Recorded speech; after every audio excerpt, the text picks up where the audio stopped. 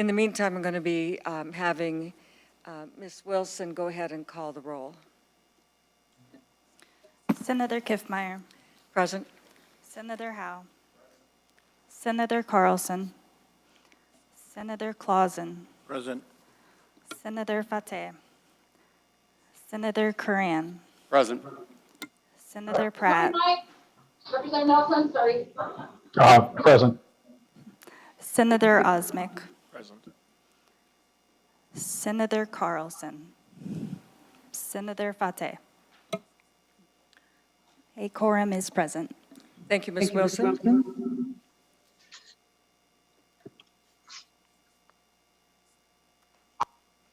There's two places you have to mute when you're here at the table. If you miss one, you get that wild echo thing going on.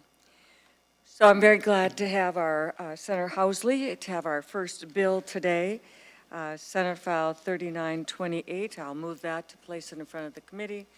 And with that, Senator Housley, if you want to go ahead, your name and title for the audio record, then proceed with presenting your bill.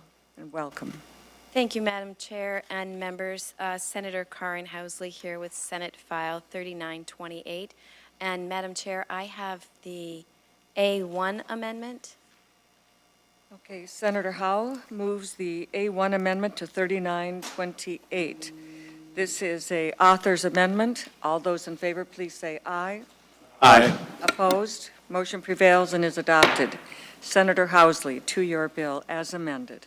Thank you, Madam Chair, and good morning, members. Today I'm here to present Senate File 3928 as amended, which divests the State Board of Investments from the Russian Federation and the Republic of Belarus.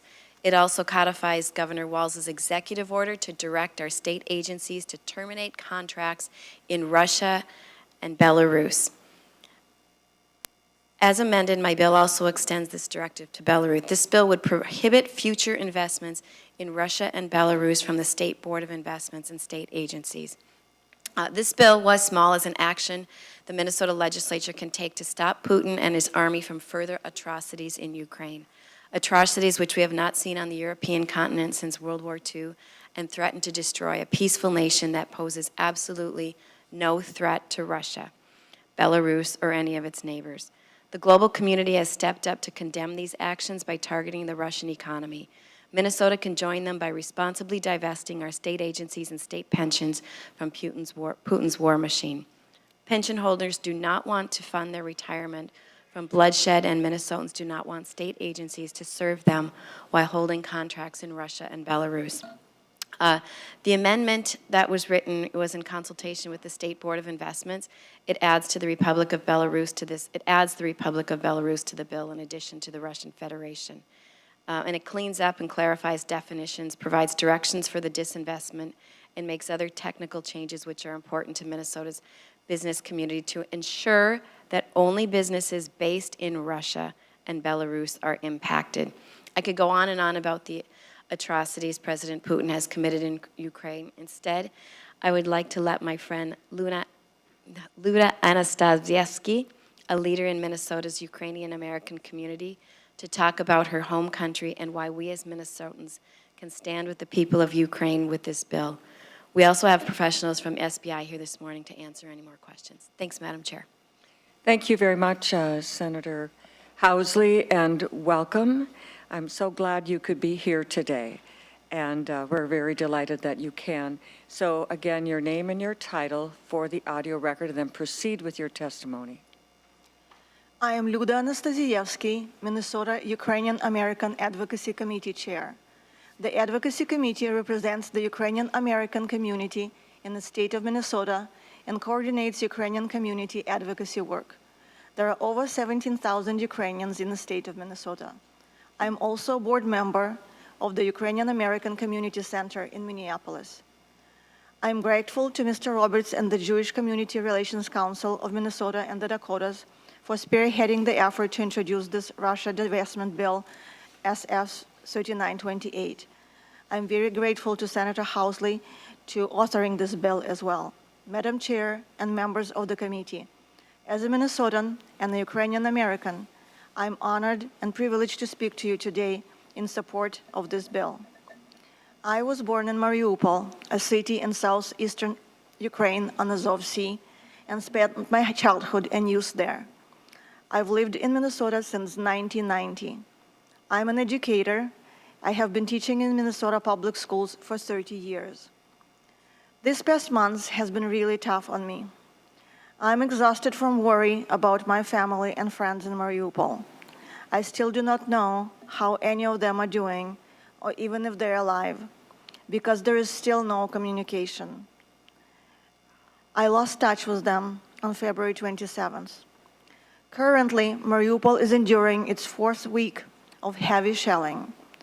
Unable to capture the besieged city, Russia focused on the destruction of local infrastructure in the city and terrorizing the civilians by the missile, artillery, rocket, aircraft attacks, primarily on the residential neighborhoods. A few days ago, Ukraine's parliament reported that at least 80% of the residential housing has been destroyed in Mariupol. On March 20th, the Russian Navy ships joined the obliteration of my native city. With communications crippled, movement restricted, and many residents in hiding, the fate of those inside an art school that was flattened this Sunday and a theater that was blown apart 4 days earlier is unclear. More than 1,300 people were believed to be sheltering in the basement of the theater, and 400 people estimated to have been in the basement of the art school. Mariupol has been besieged for more than 3 weeks and has seen some of the worst suffering in this Russian war against Ukraine. At least 2,300 people had died in the siege, with some buried in mass graves. There had been no official estimates since then, but the number is feared to be much higher after the 6 more days of bombardment. For those who remain, conditions have been brutal, horrible. The assault has cut off Mariupol's electricity, water, and food supplies, and severed communications with the outside world. Several thousand people, luckily, I found out, were able to use green corridors to both Ukraine and Russia. Those who were going to Russia were taken there by force. They were taken across the Ukrainian-Russian border, put in camps. They were searched, their phones were searched, their Ukrainian documents were taken away. They were given some sort of papers by Russians and sent inside Russia, and unclear where and how long they have to stay there. Basically, they were deported. I have childhood friends, cousins, nieces, and nephews who live in Mariupol. Every moment when I'm doing my everyday chores, I think of them. I can't imagine how they're surviving without heat or water or electricity. I pray for them. At this point, I'm praying for a miracle. This bill is very important to me. Russia must be stopped. Our state can't provide defensive weapons, of course, but it can defend Ukraine. Minnesota can help Ukraine and its people by divesting its pension fund of all Russian assets. Our state should not financially support a murderous Russian government that targets innocent civilians as part of its military strategy. Putin's government must face consequences for invading Ukraine in violation of all international laws and committing war crimes by killing thousands of Ukrainian innocent people. Also, this bill affects me personally. It involves my pension money. As a public employee, I do not want my money to go to a war criminal Putin to fuel his war machine. Russia must feel economic pressure. Madam Chair and the members of this committee, I urge you to support this bill. It is important to use all the financial mechanisms at your disposal to put pressure on Putin's regime so that Ukrainians can have a sovereign state and a hope for a better future. Thank you. Thank you so much, Ms. Anastasyevsky. How painful and how difficult this time is for you, especially with such a lack of information, just not knowing. I'm sure at some point in the future we will find it out, just like in times past. and an accountability for that must be accomplished and held accountable for the atrocities that are happening to the men, women, and children of Ukraine, to their country. It's just incredible to see the Ukrainian people, especially as you see them on TV and see their efforts. As a nurse myself, seeing the first responders and the ambulances going into the midst of these things at great risk to themselves and going there to help their people, and the country of Poland taking in, working together like that is an incredible sight that we all get to see every single day. And this seems like not very much that we can do. And members, to let you know, right now Russian assets, nobody wants to buy them. And these are only for companies that are actually Russian companies in Russia, not other countries that just might happen to have a presence. Many of them, as you've heard, are withdrawing anyway from the country of Russia. Everybody is pooling together, doing every little bit that they can to try and disincentivize what's going on.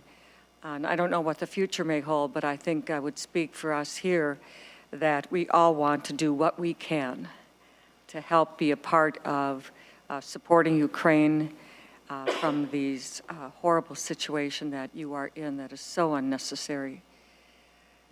At any rate, members, to just let you know that in general on the State Board of Investments, we work very hard to not do politicking through the investing process. That is a very, very important, actually even a state law. And so the language that we have here, I've contacted the State Board of Investments, and they said this is something that they can work with, do the best they can. They have an understanding, they have a heart. They will do everything that they can, but the language is written in such a way to give them that flexibility so that those who count on these pensions are held as harmless as possible. But I know that all of them would not want money to come from any source that has this kind of atrocity connected with it.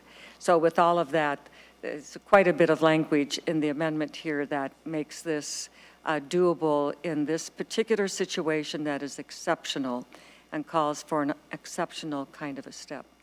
With that, I'll call on our next testifier, Mr. Ethan Roberts. You are on my list to testify, and glad to have you here, Mr. Roberts. We had the privilege of going with him and a group to Israel and see the beautiful country of Israel. And we've had many discussions about this, and I'm glad to have you here today, Mr. Roberts. If you go ahead and identify yourself, et cetera, for the audio record, and then go ahead and present your testimony. Sure, Senator and Chair Kiffmeyer, thank you so much. I'm Ethan Roberts. I'm the Director of Government Affairs for the Jewish Community Relations Council of Minnesota and Dakotas. Actually, I wasn't prepared to testify today. I was prepared to answer any questions if there were from you, Madam Chair, or from members. It's very important that we keep the focus exclusively on the Ukrainian community. And it's just our honor, as I said at the press conference, I think it was a week ago, with Senator Housley, to use whatever relationships, resources, knowledge we have to help the Ukrainian community. But I don't really want to be testifying right now because okay. I just want to keep the focus on my friend Luda. Sure. Thank you. Thank you very much, Mr. Roberts. I appreciate that. And I think what was explained, though, too, is that the Ukraine society that they have isn't exactly used to coming to the legislature and doing this. And Mr. Roberts was kind enough to work together with them and use their knowledge and their skills also, again, in rallying support for the country of Ukraine and for all of you. We're glad to have you in Minnesota, hardworking people, and we appreciate that. So with that, thank you, Mr. Roberts. I appreciate that. And so, Senator Housley, if you would like to go ahead and make any closing comments.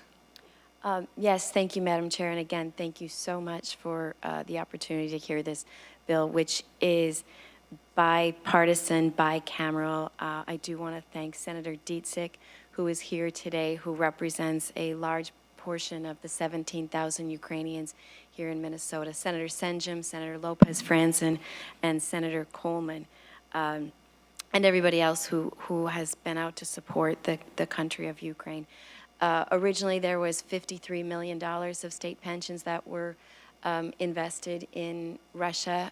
It's now a lot less, and people have asked, is it enough to do just that? But if every state and every country divest their and lets Russia know where we stand with Ukraine. I don't know if that's legal to do, stand with Ukraine on my button, but we do. So Senator Kiffmeyer, thank you from the bottom of my heart, from Luda as the country of Ukraine, and thank you to Mr. Roberts and those that helped pull all of this together. So thank you. Thank you very much, Senator Housley. I'll go to members. Any questions? Or Senator Carlson? Thank you, Madam Chair, and thank you, Senator Housley, for bringing up this really, I think that's really a current, important, and critical bill. I agree with Madam Chair that it's with reluctance that we get involved in these kinds of financial issues with our Board of Investment, but I think that what we're seeing today is a precedent in invading an innocent country, and also putting the threats to the people who live there, no matter who they are, no matter what, where they come from. And on a personal note, my wife and I had a exchange student in 1997 who was from Germany.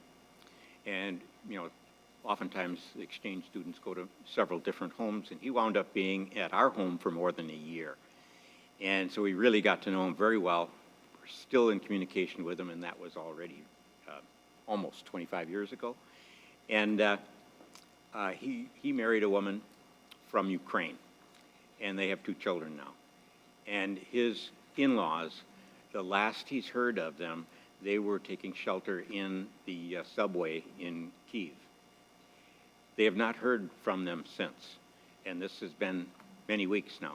So they have no idea whether these grandparents are safe or evacuated or just where they are. And that brings it very close to home for me, because we are worried about him, his wife, his grandchildren, and it just adds to the incredible unfairness of this and the brutality that's being placed on these people that have nothing to do with it. They're just trying to live their lives in actually a very progressive country. So I think this is important, and I thank Madam Chair for bringing this up quickly, because we need to make our decisions fairly quickly and support the President, support anybody that is supporting the issue with Ukraine and opposing the Russian aggression. And I must say, Madam Chair, that it's important also that we mention that there are some people, it brings up a new definition of useful idiot, that we have some people in this country who have supported the Russian aggression in the beginning, but Senator Carlson? Yes, ma'am. Yes, Madam Chair. I just really want to stay focused on the country of Ukraine in this hearing. Well, that's exactly what I'm doing, I want to make sure that we all pull together. Everybody in the United States of America should be pulling together to object to this invasion of Ukraine. So that, that especially suits the American citizens, too. So thank you, Senator Housley, and thank you, Madam Chair. Thank you, Senator Carlson. With that, Senator Housley, we are going to move this bill on to general orders to the floor to expedite the process here. And so with that, members, we have a motion in front of you here. I will move that Senate File 3928 be recommended to pass as amended and be referred to general orders. On that motion, all those in favor, please say aye. Aye. Opposed? Motion prevails. Thank you, Madam Senator Chair. Housley. Thank you, Ms. Anastasievsky. Thank you so much. So grateful for you. Thank you. Thank you so much.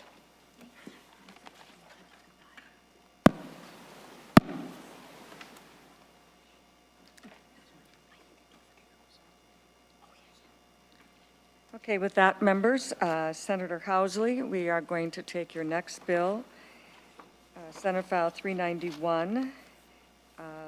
You do have an amendment, Senator Housley, to I- this bill.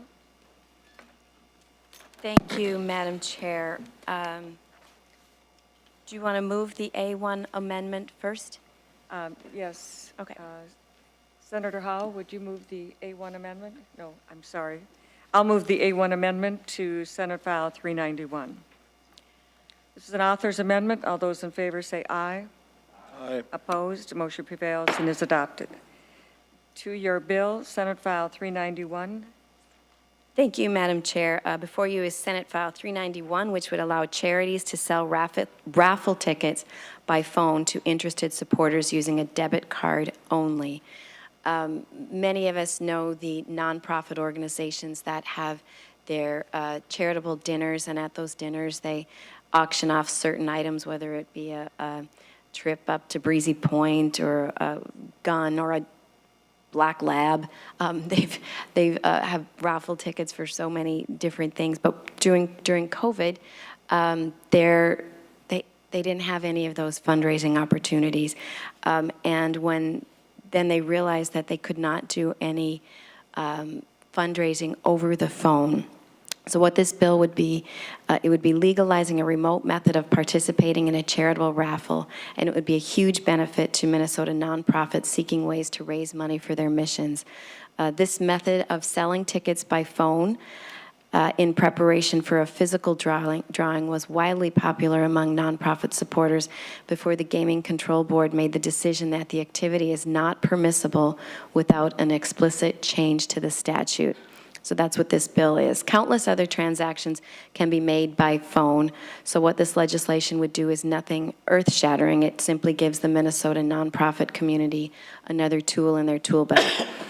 The proposed statutory change is narrowly crafted and requires that organizations continue to abide by the existing laws and regulations governing the conduct of raffles within the state. We're asking for the support for this necessary change so that nonprofits can continue to focus on raising dollars for their missions in as many ways as possible and become more resilient to unforeseen disruptions to their traditional face-to-face fundraising methods. And with that, I see we have some testifiers, Madam Chair. Thank you very much, Senator Housley. We'll proceed to the testifiers. The first one I have is Bill Aldinger. Mr. Aldinger, welcome to the committee. Glad to have you here today. State your name and who you represent for the audio record. Then you can proceed with your testimony. Thank you, Madam Chair.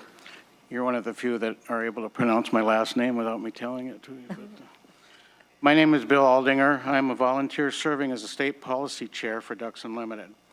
I'm speaking on behalf of nearly 50,000 passionate members of Minnesota Ducks Unlimited. I personally have been a volunteer for over 34 years and have primarily been involved with the organization's grassroots fundraising efforts and have served in numerous roles, including state chair. The charitable spirit of our members is what powers our wetlands conservation mission. Their investment of time and treasure helps us unlock the additional state and federal resources necessary to conduct landscape-level conservation. To that end, I am here asking for your support for SF 391, allowing for the sale of charitable raffle tickets over the phone. A few key points I would like to make. We're not asking for funds, but for a new tool to raise money through our fundraising committees and their events. This would not only help Ducks Unlimited, but also many other charitable organizations like firefighters and youth sports associations through the state of Minnesota who rely on raffles as an important fundraising tool. Our main source of grassroots income is through our fundraising banquets organized by our volunteer committees each year. The ability to sell raffle tickets by phone would help the committees raise funds outside the traditional banquet system throughout the year. A key provision of the bill stipulates that interested raffle ticket buyers need to initiate the transaction themselves by calling us first to make a purchase, therefore prohibiting active solicitation of such ticket sales. Also, the tickets would still need to be paid for by debit card and verified using the bank identification number, just like how we process in-person raffle tickets today. Raffle tickets would still be deposited into an approved receptacle and physically drawn at a publicized day, time, and location, and subjected to all existing licensing requirements. Organizations wishing to conduct such sales would be responsible and held liable for ensuring all ticket purchases are over the age of 18 and comply with existing state and federal laws. The ability to sell raffle tickets over the phone may seem like a small issue, but it would mean a lot to nonprofits like DU who leverage a single dollar of philanthropic support 3 to 4 times over. Every dollar matters, and SF 391 would create a more remote and modernized way for supporters to participate in charitable raffles. I respectfully ask today for your support for this bill. Thank you all for your service to Minnesotans and for the opportunity to address you today. Thank you. Thank you very much, Mr. Aldinger. We'll next go to our next testifier, Mr. Tom Glines. Welcome to the committee. Glad to have you here. Again, your name and who you represent for the audio record, and then proceed with your testimony. Good morning, Madam Chair and members of this committee. My name is Tom Glines. I am a Director of Development for the National Wild Turkey Federation. I'm a lifelong resident of Minnesota. I've lived almost my entire life in Anoka County. In 1991, I started a local chapter of the NWTF in Ham Lake, Minnesota. In 1994, I was hired by the NWTF to be a regional director for the organization to raise critical funds for wildlife management and habitat enhancement. I do have to say, I believe we've done a great job of restoring the wild turkey in Minnesota. But I'm happy to be here today testifying in favor of this bill. As an organization in 2020, all of our fundraising banquets in Minnesota were shut down in about March 15th. It put a huge deficit in our ability to raise funds in 2020. And as you know, COVID continued through 2021. We had a lot of chapters that have opted out at this point. In June of 2020, we had a RIF, a reduction in force. 40% of our national staff across the nation was laid off because of the lack of ability to raise funds at in-person events. So we had to pivot. That is one of the newest terms of COVID, is pivot. So we pivoted. In some states, they did an exceptional job of doing virtual events, which had to do not in person. They had to be done through promotion through Facebook or social media to get the word out to buy raffle tickets. Other states had the ability to raise thousands, if not hundreds of thousands of dollars. Minnesota was hamstrung in that regard because people did not want to get together face to face. So I am in favor of this. The world has changed because of COVID. And quite frankly, as a regional director for 25 years, now in the development department, I have not seen any kind of fraud at local fundraising banquets with the NWTF. 25 years of raising a lot of money. We have never had, occasionally we may get a bad check, but those people that write those bad checks, honor them. It's possibly a hiccup in their checking account or something. And to concur with what Bill said about the raffle policies on public drawing with gambling control. Our chapters get a permit from the Gambling Control Board to conduct a raffle on a date, time, and place. And for somebody to fraudulently buy a raffle ticket through telephone sales, all the prizes are generally distributed face to face. So if somebody does win a firearm or a trip or some kind of sporting equipment, they would have to be face to face. And in regard to firearms, BATF governs that somebody can't fraudulently use a credit card to purchase a ticket because the winner's name on that ticket is the person that would have to receive that firearm. So it would really take a lot for somebody to fraudulently buy a raffle ticket and then try to receive an item that their name is not on. So that's my testimony. Thank you very much, Mr. Glines. Appreciate it. Thank you very much for being here today. And any questions from members? Senator Howe. Thank you, Madam Chair. And I don't know if this is for Senator Housley or if this would be to staff, but does this apply to all charitable organizations, or is it on line 125, an organization that's permitted under 97A and 97? What organizations does this actually apply to? Senator Housley? Thank you, Madam Chairs. I will defer to Ms. James, who's under 97A and 97C. Okay, we're going to phone a friend. Ms. James? Madam Chair, members, I'm going to have to look this up, but that part of the bill is not new, that's all the same, so the application would be to the same organizations who are currently covered by this section, but I will look and get back to you. Thank you, Ms. James. All right, Senator Clausen? Thank you, Madam Chair. You know, today we're really a lot of solicitation for a number of different things over the phone.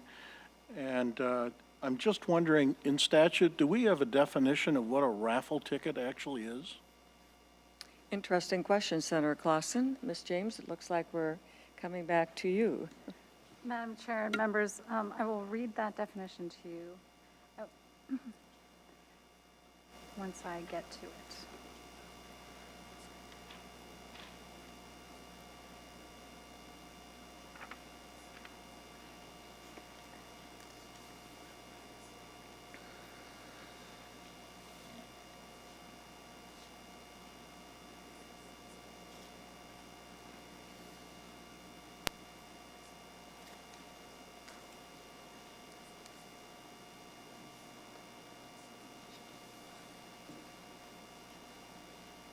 Almost there. Madam Chair, members, raffle means a game in which a participant buys a ticket or other certificate of participation in an event where the prize determination is based on a method of random selection and all entries have an equal chance of selection. Senator Clausen? It was hard to hear that, but I understand we do have. We do have a definition. We do have a definition, so thank you. Okay, thank you, Senator Clausen. Senator Carlson? Yes, thank you, Madam Chair. We've had the original bill, and now we have the A1 amendment. And one of the things that caught my eye is the inclusion of a check along with a debit card. And then Mr. Glines mentioned that people who write bad checks make them good. Do we have legislation that allows checks to be written today for these kinds of games of chance? And I guess I'm wondering if where we have that firewall between buying, for instance, Powerball tickets and raffle tickets, where you, in Powerball, evidently, now I think you cannot buy Powerball tickets with a credit card. So, and I have another question after that. Thank you, Senator Carlson. Senator Housley? Thank you, Madam Chair. What this bill does is you can always write the checks or use the debit cards live and in person. That has always been the case, but it was not the case over the telephone. So all of that statute was in place before. It was just adding the telephone aspect of it. Thank you, Senator Housley. Senator Carlson? Thank you, Madam Chair. And Senator Housley, is there a limitation on the number of tickets that you can buy over the phone? For instance, if I wanted to commit some fraud, I would write a check for a large number of tickets, and then hopefully it would increase my odds of winning something. And then if it was a bad check, somebody would have to come after me. Who would be responsible for prosecuting a bad check in a situation like that? Senator Housley? Madam Chair, Senator Carlson, probably the same people who would be investigating and charging those who have written bad checks for everything else they've written bad checks for. And that would probably be on the responsibility of the organization if somebody's going to write a really big check to maybe, go ahead if you want to add. Mr. Glines, would you like to? Madam Chair, Senator Carlson, it's Glines. clients. Had problems with that since grade school. But that would be a red flag to the organization. If somebody wrote a very big check, we would probably know who it was. And like I say, with the lag time between buying a raffle ticket and the actual drawing, we would know whether or not this was legit. So, number one, we may or may not cash that check at that time. Somebody writes a check for $2,000 for a raffle ticket to win a $500 gun. It just doesn't seem to apply. Thank you, Mr. Klein. Senator Carlson? Thank you, Madam Chair. Just one tiny follow-up to that. So you have an interval between buying the raffle ticket and actually awarding or choosing the prize so that you can clear the check before that. Thank you, Madam Chair. All right, thank you very much, Senator Carlson. With that, we've had our opportunities here for questions and comments.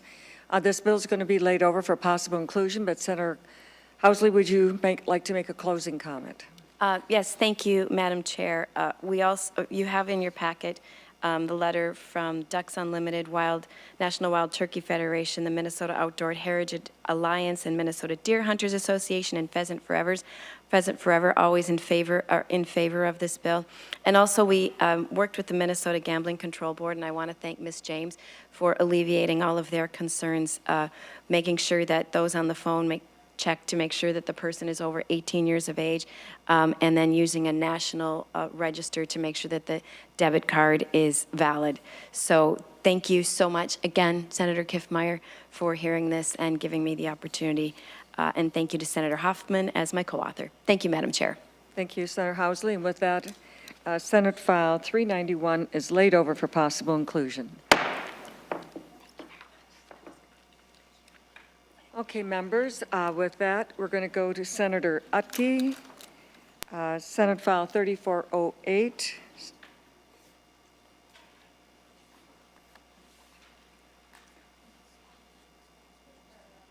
Welcome, Senator Utke. Glad to have you here today.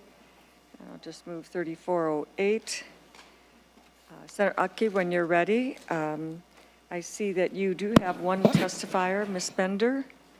Or Mr. Bender, Gene Bender. Is your testifier here, or are they online? Madam Online. Chair. Okay. It is an online. Is it online? Okay. Okay, 'cause All right, we'll call on you when we're ready. I just wanted to be sure.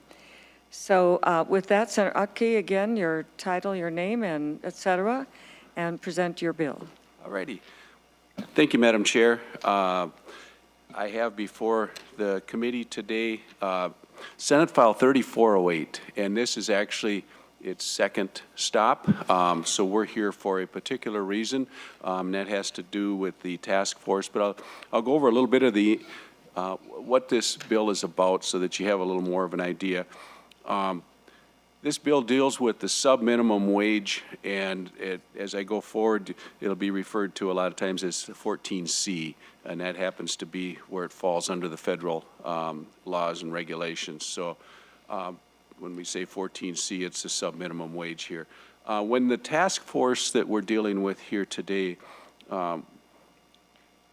was a plan to was the task force's job was the elimination of the sub-minimum wage, and this was passed in June 2021 during our special session. And it was done without the benefit of public debate and without input from those most affected by any changes to the 14C language.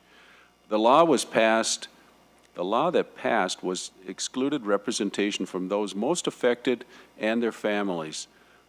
When DHS sought membership to the task force late last year, it required that applicants must attest to a commitment to eliminate the 14C sub-minimum wage. Senate File 3408 does what was not done at the time the legislation was adopted during the 2021 session. It modifies the purpose of the task force to plan and mandate recommendations to promote independence and increase opportunities for people with disabilities to earn competitive wages. It does not eliminate any existing work option. Senate File 3408 modifies the task force membership, and again, that's why we're here, to be more inclusive and not exclusive. It adds 4 members that includes those most effective. Membership is increased from 16 to 20, and it adds a person currently employed in a 14C work option, as well as a family member of someone currently employed in the 14C work option. Today in Minnesota, we have up to about 7,000 Minnesotans who are employed under this 14C certificate.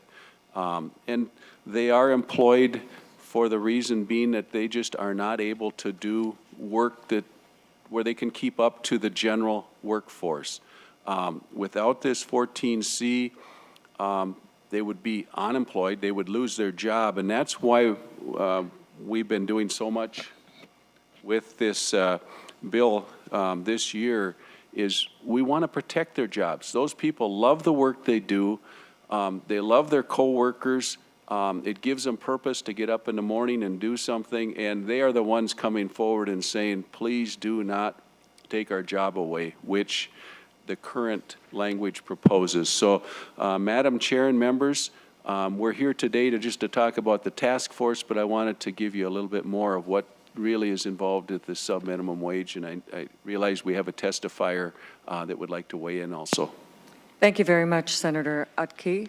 I appreciate that. We'll go to the testifier, Ms. Bender. Go ahead, state your name and who you are representing, and if yourself, you can say yourself. Welcome, little one. We're glad to have you here with us as well. What is her name? This is Lucy, and no matter how many briberies of fruit snacks she got, she still was not going to let Grandma have her meeting. That's okay. So, You're very thank you for welcome. this. You're very welcome to be here, Lucy. We're all saying hello to you. Hi, Lucy. Thank you for this opportunity to present testimony on Senate File 3408. My name is Jean Bender, and while some of you know me as a volunteer advocate for disability organizations, I'm testifying here for myself and my son, David Bender, a 35-year-old man with multiple disabilities. I've closely followed this legislation and subsequent discussions regarding the sub-minimum wage task force. You've heard that many of the disabled people who have championed this issue do not speak for those with intellectual disabilities who need their parents to represent them. In that case, I am such a parent. David has very high support needs requiring 24-hour per day assistance with all activities of daily living. However, he lives in his own home, and pre-COVID, he participated in community activities every day.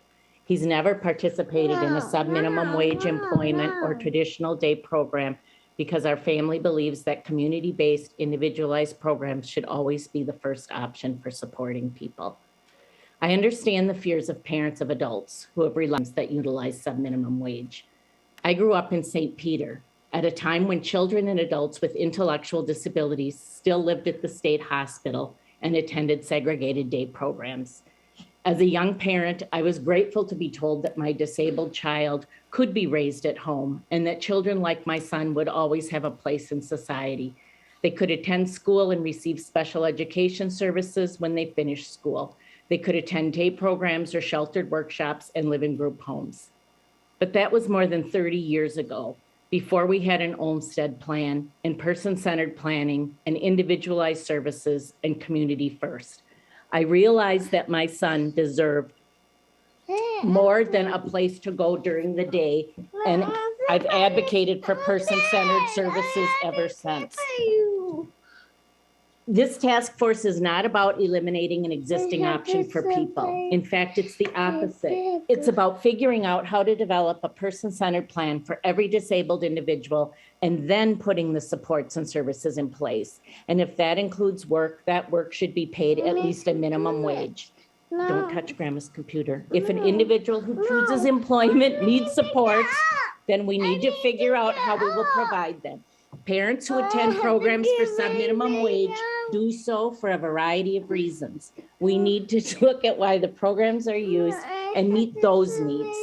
Socialization, a purpose, or a task to keep busy, supervision or direct support for those who aren't independent. You can sit here if you're quiet.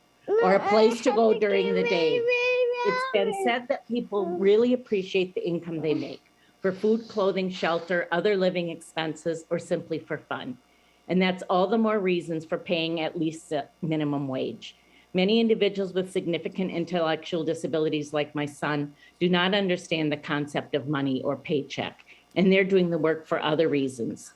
This is not just my opinion. In a 2020 report from the U.S. Commission on Civil Rights, as currently utilized, the U.S. Department of Labor has repeatedly found 14C providers limiting those with disabilities participating in the program from realizing their full potential.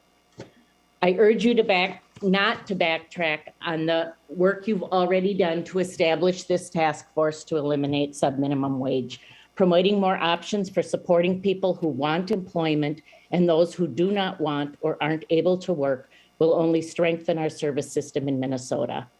Phasing out one option in favor of other better options does not eliminate choice. Thank you. Thank you very much, Ms. Bender. Thank you to Lucy as well. With that, members, I think the issue that's most important before this committee, so Ms. James, if you would explain the purpose this bill is before this committee and what portions of the bill would be the subject matter. Madam Chair and members, the bill is before this committee because of the change in membership and duties of a task force. Okay. Senator Utke, to the membership, you've already spoken to the addition of stakeholders, we frequently call them. It's important that when you're dealing with these things that you have those who are affected by it, the stakeholders. And so what I understand you're doing here is adding stakeholders that themselves are much affected by it, and increasing from 3 to 4 members, persons with disabilities appointed by the commissioner, being specific about neurodiverse, significant physical disability, and at least one who is being paid a subminimum wage. And then there are other changes here as well. Mr. Senator Utke, I don't see any problems with what you have added here in regards to the makeup of the task force. And matter of fact, I appreciate them very much. I have a sister who is in a sheltered workshop situation, is paid some minimum wage. That's what she's capable of doing. She does it well, but she would not be able to provide that. If I'm reading these letters here, my understanding is that this task force was established, usually they're established in order to study things and come out with some recommendations, but this was unusual that it was a task force that already named its result, eliminating the subminimum wage. That to me is usually not how a task force is structured. So I think what you've done here is correcting something that should have been structured this way to begin with. And, but during the pandemic, some things got through, not doing regular order. So I don't see any issues with this particular bill.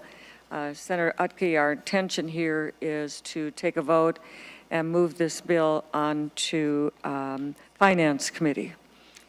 The Jobs Committee has decided to not hear it, not necessary, so we'll be able to send this out to Finance Committee. Members, any questions or other comments that you might have for Senator Utke on this bill? I'm not seeing any. With that, Senator Utke, closing comment, and we'll proceed to a vote. Senator Utke. Thank you, Madam Chair and members, for hearing this today. And yes, it was something that came in at the very last minute this past summer in special session, and it kind of slipped in under the radar, so to speak. And as we dug into it, we saw things that were concerning. That's what we're trying to correct here. So I appreciate you hearing this. We think we can do it a lot better by including some of those that are most affected. We have them in all of our districts, and when they come to talk to you about how much they appreciate their job and ask for our help to make sure that they can keep their job, because if it goes through and it was eliminated like the task force is directed, we've now basically fired them. We've taken away their job and their ability to work, and it's that's very upsetting to them. So thank you for looking at this today, and I appreciate it. And we'll go off to the next stop and go to Finance, because we are adding the 4 members, and they're going to get us for a little cost. Yes, thank you very much, Senator Utke, appreciate it. And I think the main thing I hope that the task force will come back with is maybe a range of going up to an actual minimum wage. Because what I'm seeing here is the letters that we've received and comments from other people, many times this is a training situation for them. They work their way into the supports and the things that they have, and eventually often are able to take a full minimum wage or better, as some of these letters show, but they needed that supports to get from one area where they needed the help and move on through to that. So I'm hoping that maybe they'll come back with a better result than just getting rid of the sub-minimum wage entirely and causing these people to lose these opportunities. So I think it's very important that that be considered. With that, members, all those in favor of Senate File 3408, please say aye. Aye. Opposed? Motion prevails and is adopted. Senator Utke, Thank you. you're on your way to finance. I'll see you there.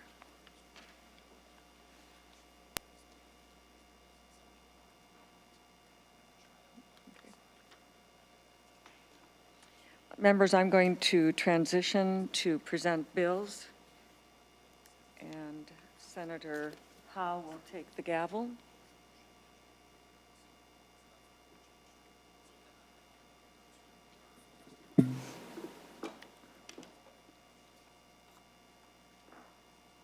And before I move to the table, I just want to remind members that tomorrow we have another full agenda.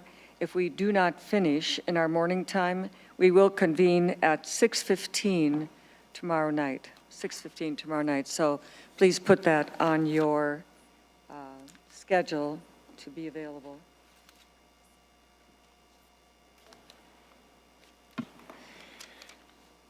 So Senator Kiffmeyer, I see we have Senate File 4065, your bill for the Board of Cosmetology.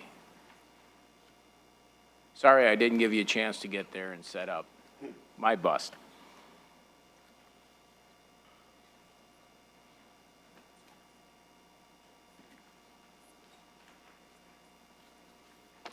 Thank you very much, Mr. Chair and members. So the next three bills, members, that I have, the first one is the Board of Cosmetology, Senate File 4065, and I will move that. But, Mr. Chair, I also have an amendment, the A1 amendment, and so I will move the A1 amendment to Senate File 4065. Senator Kiffmeyer moves the A1 amendment to Senate File 4065. It's an author's amendment. All those in favor signify by saying aye. Aye. Those opposed, no.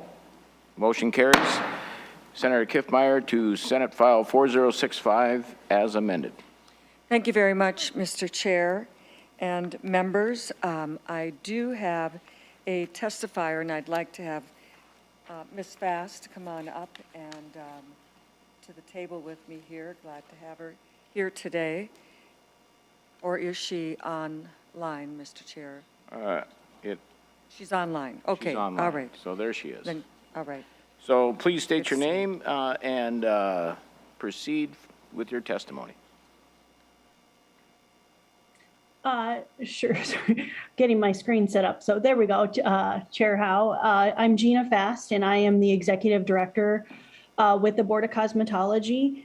And the bill in front of you today is a result of the Office of the Legislative Auditor's report. The hearing that talked about that was a couple weeks ago in the Senate. And to the chair, do you want me to go section by section really briefly, or I'm not sure what the wishes of the author or yourself are? Mr. Chair, I think it'd be really good. We did an amendment that had quite a few different things on it. I think it'd be well worth it for the members to have a walkthrough of the bill in this committee. I agree. It looks like it's pretty detailed. Yes. Mm-hmm. Yep. Thank you, Chair. I just didn't want to do something the committee didn't wish. I'm going to walk through the bill and the amendment. I'm going to attempt to try to merge them, but forgive me if it's not perfect because I just saw the amendment 20 minutes ago. So, so Section 1 is adding, this would be adding 2 additional public members to the board, and then 2 in different scopes of licensure, so that's section 1. Section 2 is adding the word hair technician in a section that is needed. Section 3, which the amendment does have some, I would call them technical changes in section 3. And section 3 is reduces the number of paid licenses a person is required to hold. Section 4 of the bill is updating the practitioner definition. Section 5 is adding a hair technician license to the bill, which is what was suggested in the OLA report. Section 6 changes the license term for cosmetologists from a 3-year term to a 4-year term. In addition, in section 6, it also removes the fee for a military temporary license. Section 7 just updates the word hair technician in the section, in the licensing section. Section 8, this aligns the temporary military license to the 4-year term of a regular license, and the amendment also makes some technical changes to the original language. Section 9,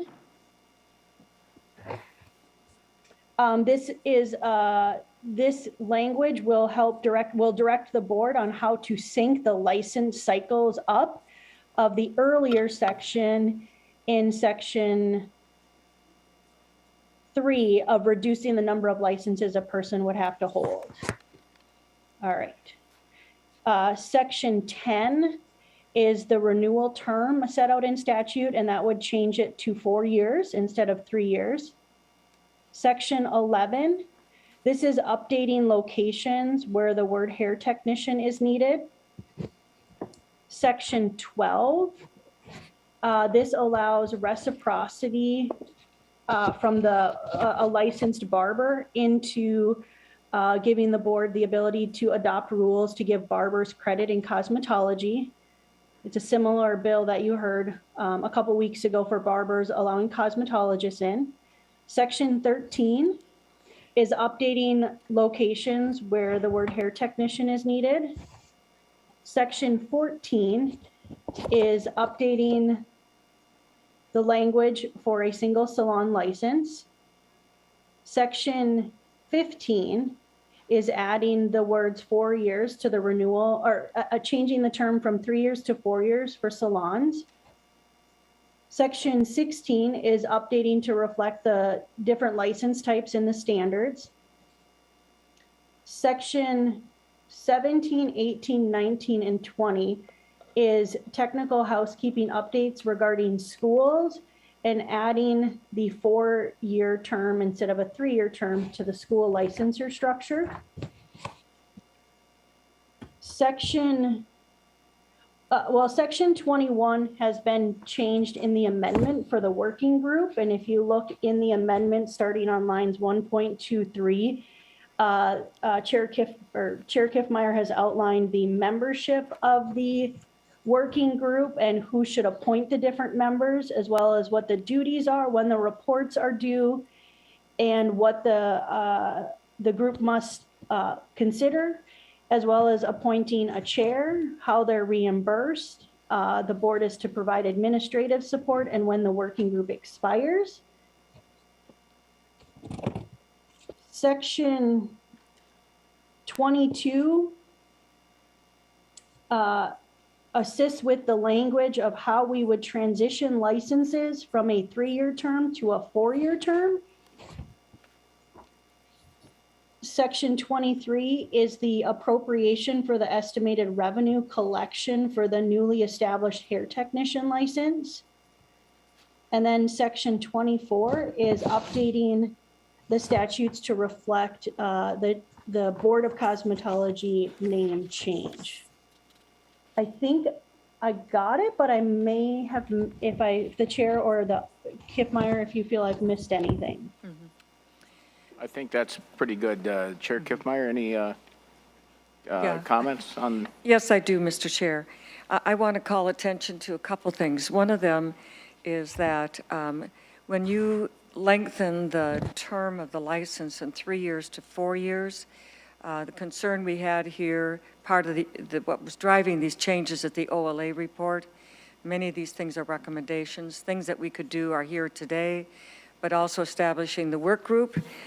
And I met with a member of staff from the Board of Cosmetology a couple weeks ago. We went through this bill, and so the amendment that you applied here today on structuring the working group came out of that conversation, and this is standard language in which we establish it, but also we've added 2 senators and 2 members of the House, majority, minority, to this work group, as we frequently do as well, and I think that's going to be helpful.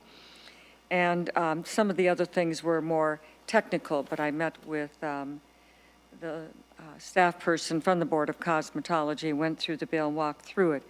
But one of the things was this generates the revenue, but the frequent comments from people were about the costs that were involved in it. And one way we could help them, instead of changing all the fees, what we did was lengthen the term. So we went from 3 years to 4 years. So that gives them a long-term benefit of being able to reduce some of those costs, and we've chosen to do it in this way. So I appreciate, Mr. Chair, your support. This does need to go to the Rules Committee because of the legislative members. Otherwise, we have met deadline and things like that, but because of the specific rules of the Senate, it will need to go to the Rules Committee. But I'll be glad to answer any questions from any members, and I know Ms. Fast would as well. Questions from members? Senator Carlson. Thank you, Mr. Chair. And Senator Kiffmeyer, are you concerned that the extension of the license from 3 years to 4 years, the renewal costs being the same, will cause a problem with the budget for this board? Senator Kiffmeyer. Thank you, Mr. Chair. Senator Carlson, no, it doesn't. They are appropriated funds from the general fund, so it does not affect their revenue. Thank you, Mr. Chair. Seeing no other questions, final comments, Senator Kiffmeyer. Thank you, Mr. Chair and members. I ask for your support. And I will move Senate File 4065 as amended, be recommended to pass and to be referred to the Rules Committee. All those members in favor of Senate File 4065 as amended, being recommended to pass and referred to the Rules Committee, signify by saying aye. Aye. Those opposed, nay. Motion carries. Senate File 4065 as amended is referred to the Rules Committee. Senator Kiffmeyer, to your bill, Senate File 3469.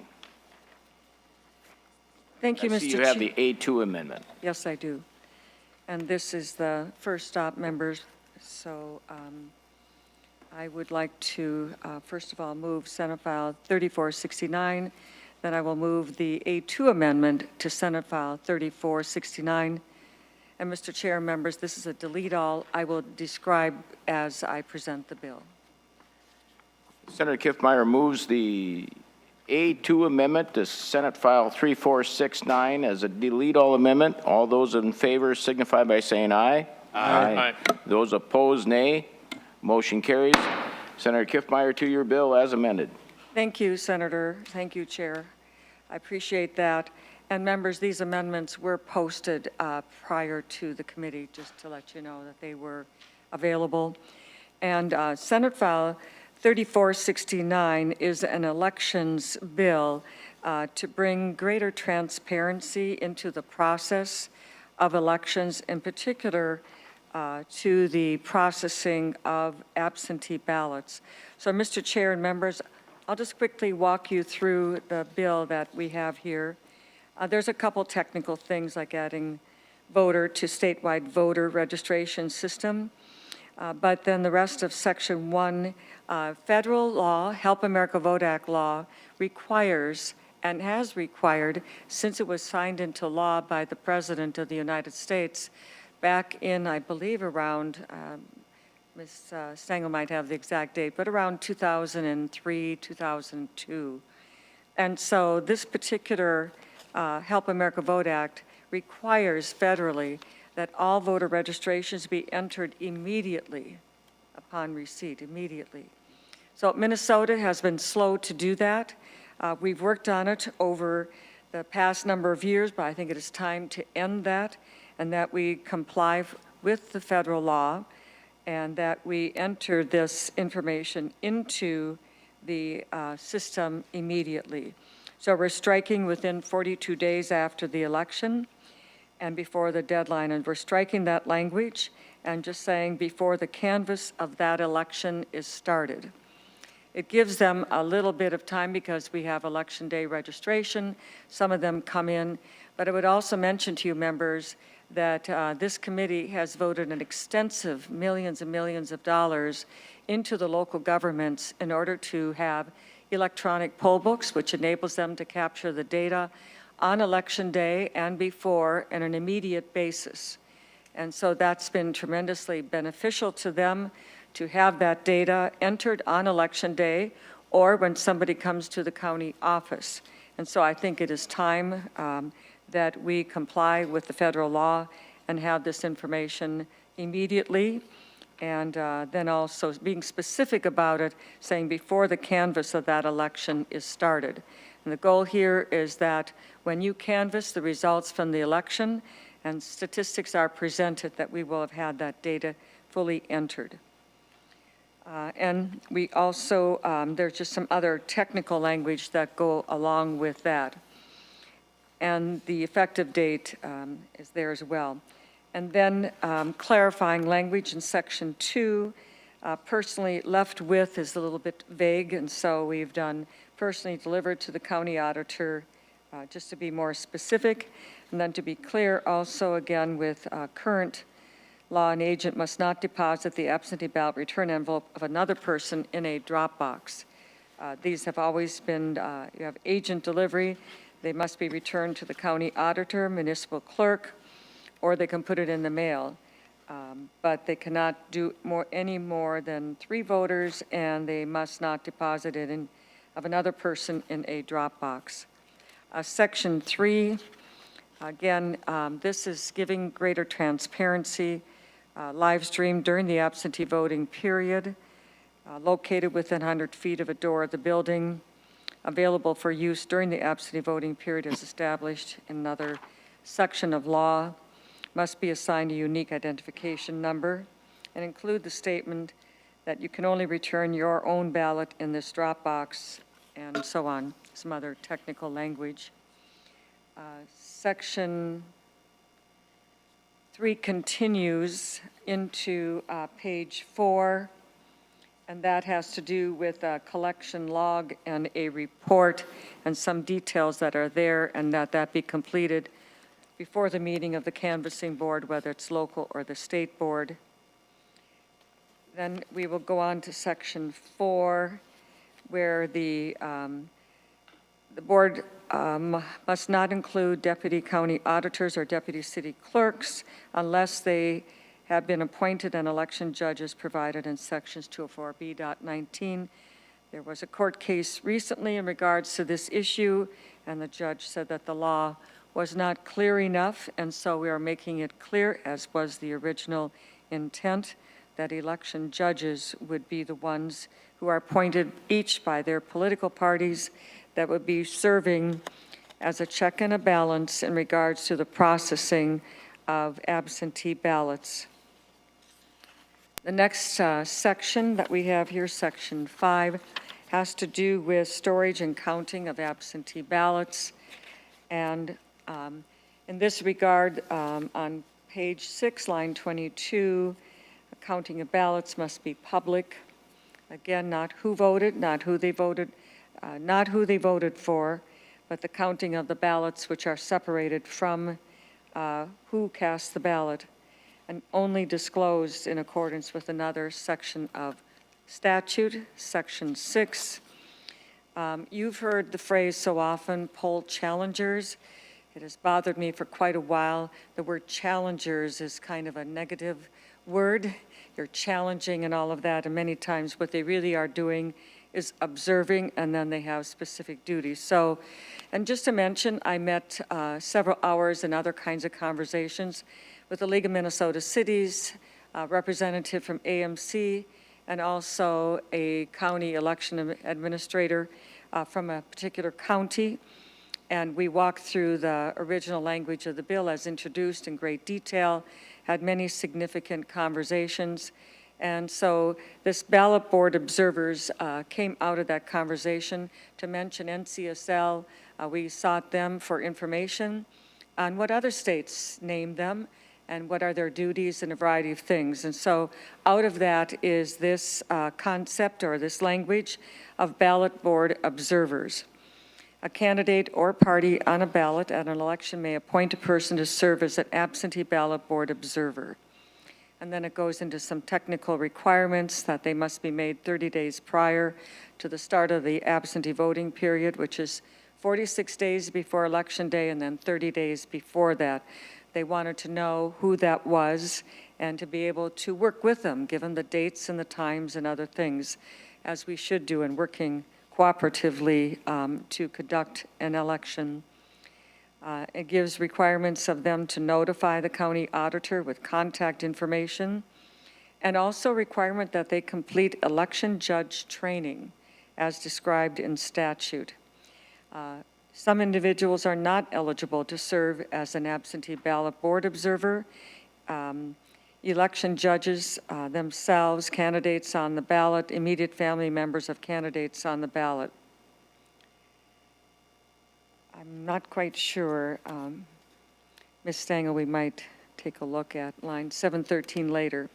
During the absentee voting period, they must be allowed to observe the following activities: examining envelopes, accepting or rejecting, opening envelopes and duplicating, depositing ballots into a ballot box, counting and totaling the ballots, and some other technical information about notifying of the date and time so that they can meaningfully observe.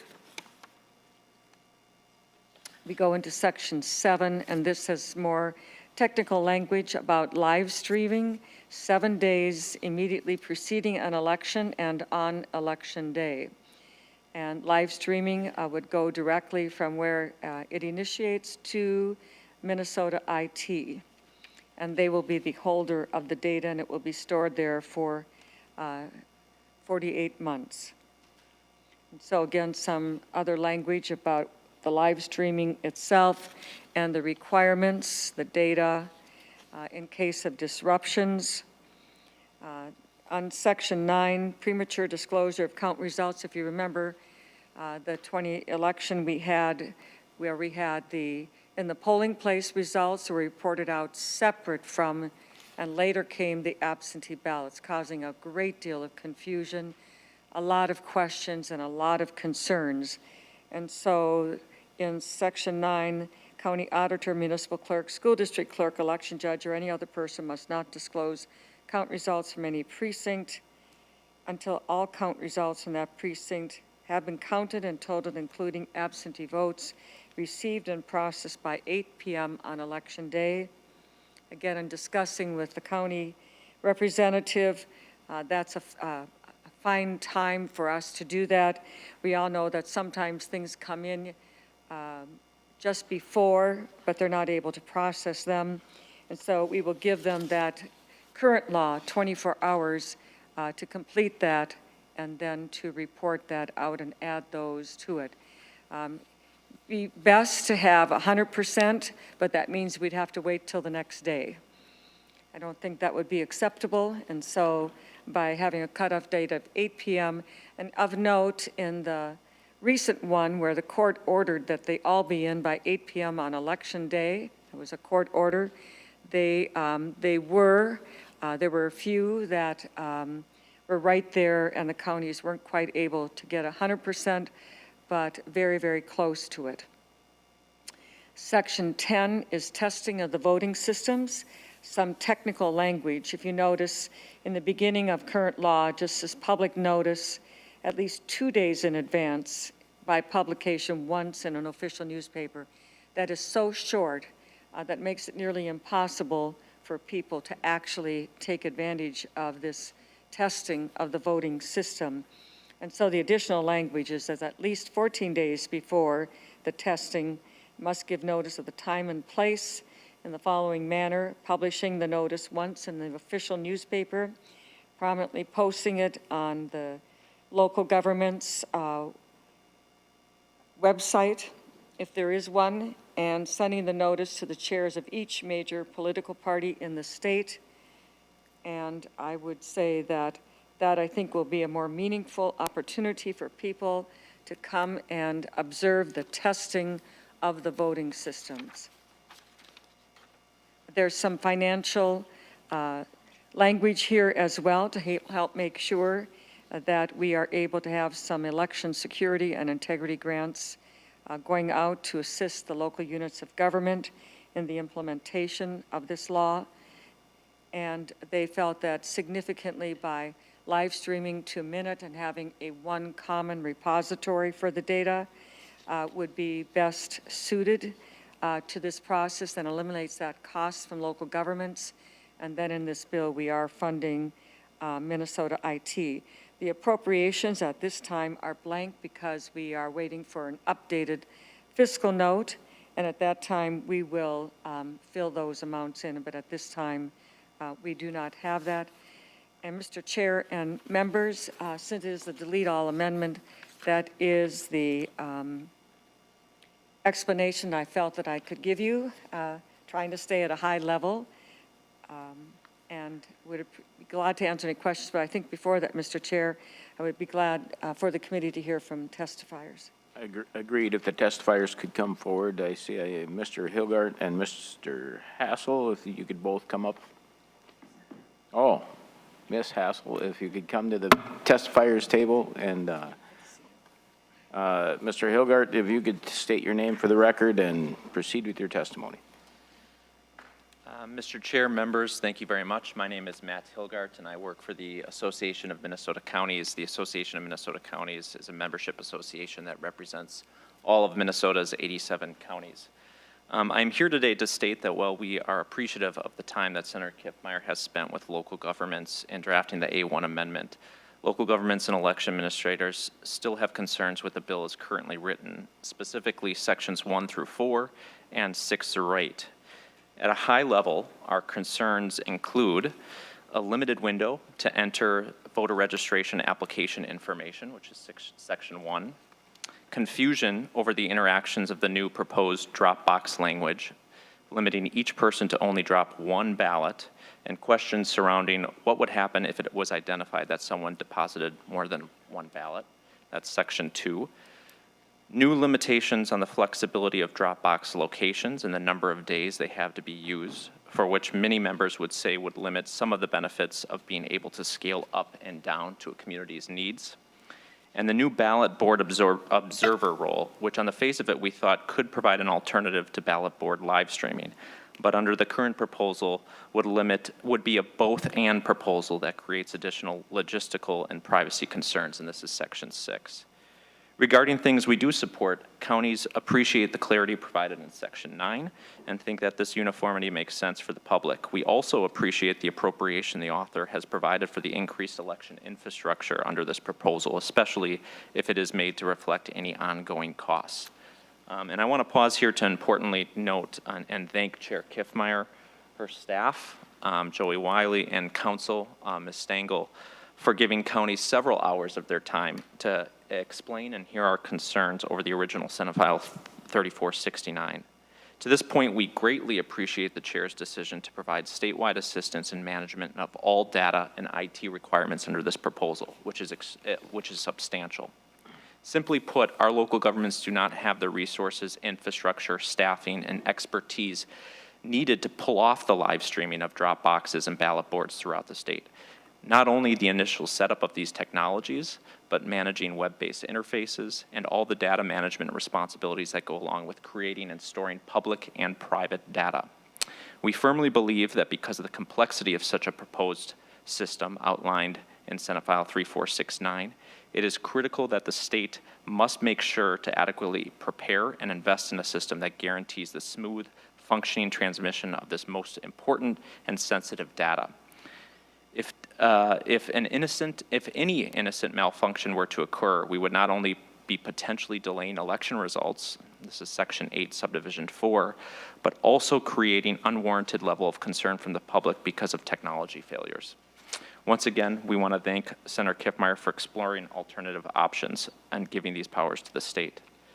Mr. Chair, Madam Chair, and others, thank you for your time here and the ability to address this committee. And as I mentioned earlier, AMC and MACO look forward to continuing to work with Chair Kiffmeyer on this proposal. Thank you for your time.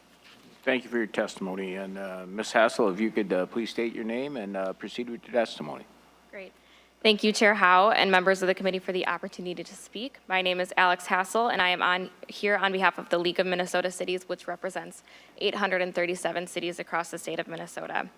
I will be brief in my comments, mostly to be available for any questions on behalf of cities, but I would like to echo Matt Hilgart's statement. I know that there was considerable time spent working on this bill, and I really appreciate Chair Kiffmeyer's time and attention to the perspectives of local governments and what we have to offer regarding this language. We do continue to have concerns, as were outlined, on how this would be implemented by our local election staff, particularly on the costs this would impose with significant investments in technology, additional staff, and training. Because of these reasons, the League of Minnesota Cities cannot support the bill as currently drafted. However, we would welcome the opportunity to continue to discuss this legislation and work with those interested in the language. Thank you for the opportunity to speak today, and that will conclude my testimony. Thank you. I think we'll move to member questions. Questions from members? Senator Clausen. Thank you, Mr. Chair. Just a question. Usually when we present bills, there's a reason, there's a need. I'm just wondering, why are these changes necessary? I mean, have there been data reports? Have there been studies? Has there been anything that would show that there is a need for these changes? Senator Kiffmeyer. Thank you, Mr. Chair and Senator Clausen. I think for the most part, if you've read the newspaper, you'll pretty much see that there are questions about that, and especially in regards to the fact that the transparency of the processing, which generally happened in the precinct. So as an election judge myself for 11 years, before I even considered thinking of running for Secretary of State, I was an election judge in the polling place. Everything was open. Everybody could watch and see. And when the polls closed on election night, the doors were open and people could come in, and we would process absentee ballots in the precinct.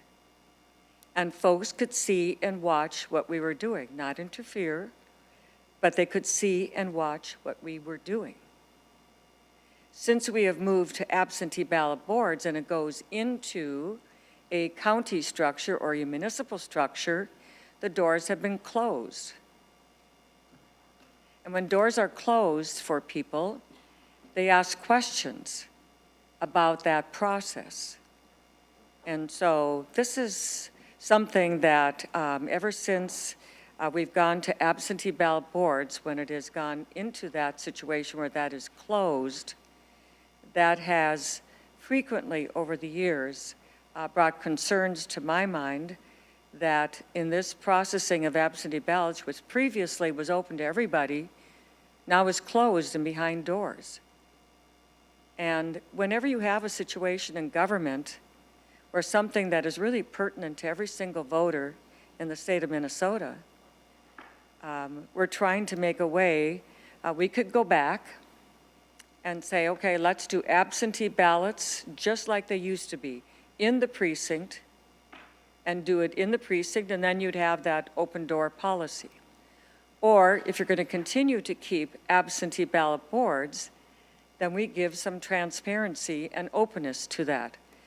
Well, I don't know that you want to have a crowd of people in that room, so I've created here and working with this and discussing with this, where we have some trained observers who are able to observe, and then also that it be live streamed. Now, we're still working through this language. I so appreciate both the League of Minnesota Cities and the counties as well, in that we were at a situation now where I said, let's get this amendment drafted. We need to meet deadline, get this bill done, get the language out in the open, make it be more available than it was through all the channels of the counties, and they took the language and ideas and thoughts, took it back to their folks. A lot of conversation going, we come back together, and we put that conversation together, which led to this. So we're making this draft here, but I'm going to continue working with them.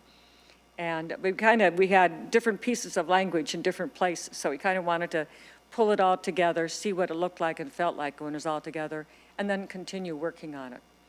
But having that transparency, the people of Minnesota, this is not a pat you on the head and say, just trust us.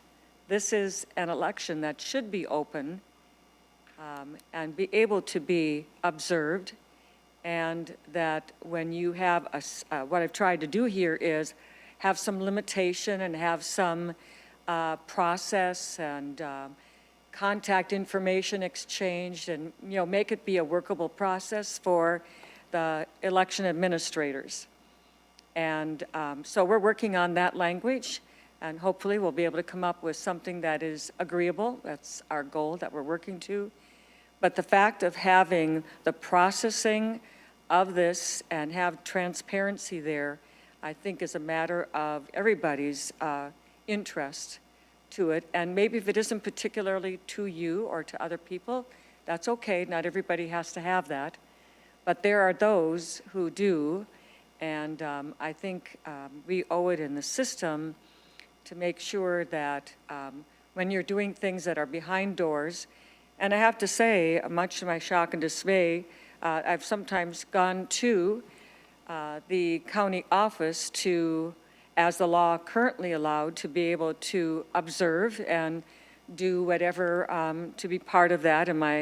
And sadly, the outside doors were locked, and pretty much statewide, not all, but statewide, and started receiving a flood of calls that the doors were locked, and they weren't even able to get in some proximity to be able to do that.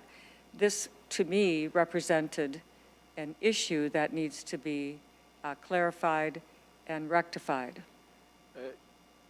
Senator Clausen, follow up, but I got to Yes. remember, folks, we got one more bill left, and we got a minute left in the Thank you. deal. Thank you, Mr. Chair. Well, some of the reports that I read about why the doors were locked, because there were people that were trying to disrupt the process.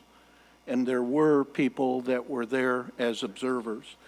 Again, I go back, if we're going to make major changes, and these are major changes, what is the rationale behind it? What is the data? What is, rather than anecdotal comments, I think we really need to see some data, some information that would support some of this. So thank you. Thank you. Mr. Chair, the only thing I want to comment is, let's not, good folks who make comments, sometimes we don't treat that. I want to be sure we treat all those comments that come from, as you and I know, our constituents. And they may be anecdotes, but our constituents who talk to us, those are important comments to us to take. But that's part of the reason why the structure in here, it helps to structure that for both ways. Thank you, Mr. Chair. Senator Clausen. Thank you. It would have been good to hear from those people today. Thank you. Senator Carlson, real quick, please. Thank you, Mr. Chair. Well, my concern is, I guess, the same as Senator Clausen, is that the people that would support this are not here. And if we did meet with the cities and the counties, did we get some some consensus, because both the cities and the counties came here and said that they're opposed to it. And so what we need to do is, get some consensus. And I have some concerns in addition for the, the misuse of, for instance, video. We don't know if this is going to include faces. We don't know if this is going to allow people to record it on the outside and make comments and make complaints that are based on more anecdotes.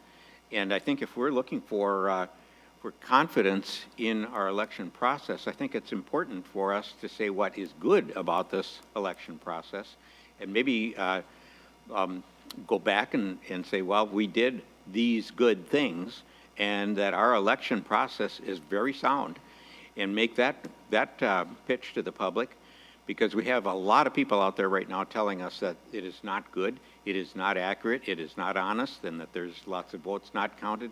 And, that's what I read in the paper from some of the people that are opposed to our election system.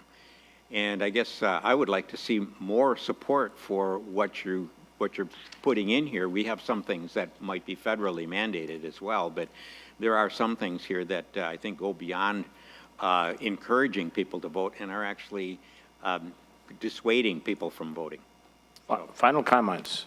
Thank you, Senator Mr. Chair. First of all, the League of Minnesota Cities and the associations here did not state that they were testifying in opposition. They shared that they had concerns and that they would continue to work with me, which is what I have said as well. Thank you, Mr. Chair.